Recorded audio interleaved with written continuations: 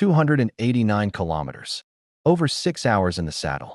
A race where endurance meets strategy, and where one split-second decision can mean victory or heartbreak. This is Milan San Remo 2025. And what a race it was. The calm before the storm sunrise. As the riders rolled out of Pavia, the tension was low, but the stakes were high. Milan San Remo is unlike any other monument. It doesn't wear you down with cobbles or steep climbs. Instead, it's a slow burn, a psychological battle of patience and positioning. The early breakaway formed quickly, as expected. 8 riders broke free, including a few wildcard riders from pro teams hoping to steal the spotlight. Their lead grew to just over 4 minutes, but the peloton, led by UAE team Emirates and Alpecin de Sunink, never let them get too far ahead. The mid-race tactics man-biking. For hours, it was business as usual. The peloton conserved energy, the sprinters' teams controlled the gap, and the escapees dreamed of the impossible. Then came the Ticino Pass, the traditional gateway to the Italian Riviera. It wasn't a race-breaking climb, but it was the first real test of the day. The pace increased. Nervous glances. Positioning became crucial. As they descended toward the Ligurian coast, the teams of Mathieu van der Poel, Tadej Pogačar, and Filippo Ganna began moving forward. Everyone knew what was coming. The heat turns up, Cipressa attack. Fast forward to 22 kilometers to go, the Cipressa. A 5.6 kilometers climb at 4.1%, but it always hurts more than the numbers suggest. Then, the first big move. Pogačar attacks. He surges from the front, shedding sprinters and testing the legs of his rivals. Only Mathieu van der Poel and Filippo Ganna can follow. Breakaway neutralized. The race is on. Behind them, chaos.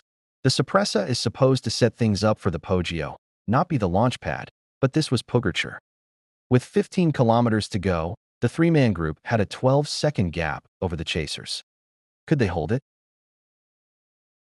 The moment of truth. Poggio di San Remo hourglass not done. 5.4 kilometers left. The Poggio begins. Pogačar, sensing hesitation, goes again. This time, it's even more brutal. Van der Poel fights to stay on his wheel. Ganna is barely holding on. Record-breaking ascent. They smashed the fastest Poggio time ever, 20 seconds faster than the legendary 1996 record. But the problem? They're still together at the summit. No solo winner today.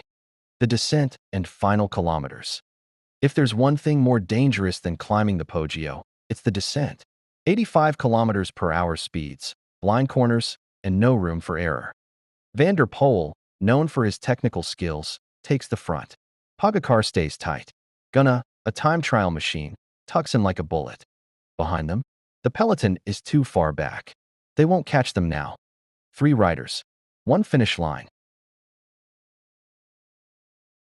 A brief lull in the pace towards the finish allowed Ganna to chase his way back on before the sprint, which Van der Poel led out from the front. An impressive kick meant that neither Pogačar nor Ganna were able to come around him as he took his second victory at La Classicissima.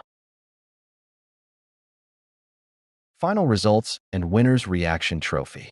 First place medal Mathieu van der Poel, Alpecin de Sunink. A perfect mix of patience, endurance, and explosive speed. Second place medal Filippo Ganna, Ineos Grenadiers. So close, but the sprint wasn't long enough for him. Third place medal Tadej Pogačar, UAE team Emirates XRG. Attacked early, but couldn't shake his rivals. Post-race interview with Van der Poel. This race is always unpredictable, but today I felt in control. When I saw Pogačar attack, I knew I had to go. And in the sprint, I just trusted my legs. / Historic moments and takeaways bar chart. Van der Poel becomes the first rider in 17 years to win Milan San Remo twice. Cipressa record shattered, fastest climb ever. Cipressa record shattered, fastest climb ever. Did Pogačar go early? Ganna proves he's more than just a time trialist. What's next? Eyes. This thrilling battle sets the stage for the next monument, the Tour of Flanders. Can Pogačar convert his form into a win on the cobbles? Is Van der Poel now the dominant force in one-day races? Will Ganna challenge for more classics? Stay tuned as the 2025 cycling season heats up.